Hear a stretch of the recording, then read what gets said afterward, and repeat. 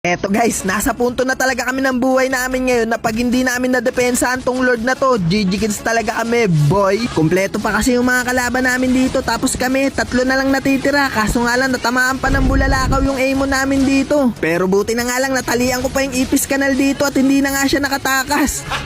Yun nga lang, sinalo ng florin namin dito yung ligaw na bulalakaw at ligaw na pana, kaya mapipitas din siya dito ni Selena. Pero hindi ko na nga rin hinayaan makatakas tong Selena, kaya pinitas ko na rin siya. At sa punto ngang to, pares na nga kami dito ng mga kalaban na iisa na lang yung natitirang tore.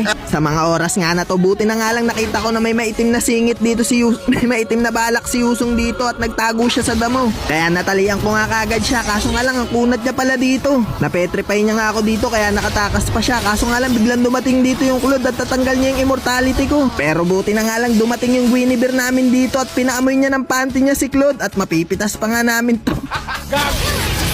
Nice one! Connection! Si Mosi nga pala yung Guinevere dyan guys, at ang ganda nga ng initiation na ginawa niya dito sa mga kalaban. Kaso nga lang hindi ko sila dito natamaan, pero okay lang kasi nga mapipitas namin dito yung dalawa sa mga kalaban. At dahil nga doon, napachat na nga lang ako dito sa mga kakampi ko na end na. Pero grabe nga yung depensang ginawa dito ng mga kalaban at hindi rin talaga sila basta-basta sumusubo. Napitas pa nga nila yung tsunamin dito at naging matagumpay sila sa pagdepensa nila. Kaya naisipan na nga lang din namin dito na mag-back na at mag-lord na nga lang. Binilisan na nga lang din namin mag-lord dito kasi alam na mga kalaban na 3 na lang din kami dito natitira at balak din nila kumontes. Pero nahuli na nga sila at natalian ko na naman dito yung ipis kanal kaya mapipitas ko na naman to. Dito nga sasamahan na namin yung Lord at ang ganda ng talo ng Guinevere namin dito. Kaso nga lang nagkaroon ako ng malaking error. Nasalo ko nga ng buong buo yung bulalakaw ni Nubara dito kaya ayun, patay ang gwapo. Naguro ako!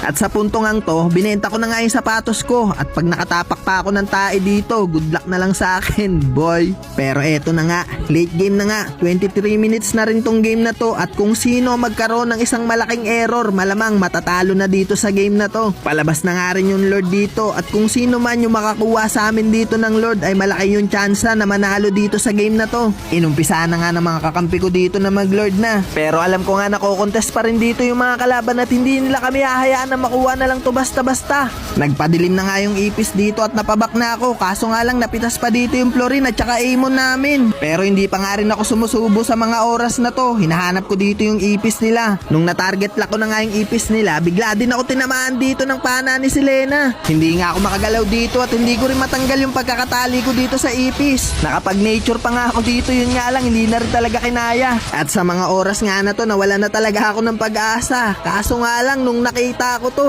yung tsunamin, gumagawa pala ng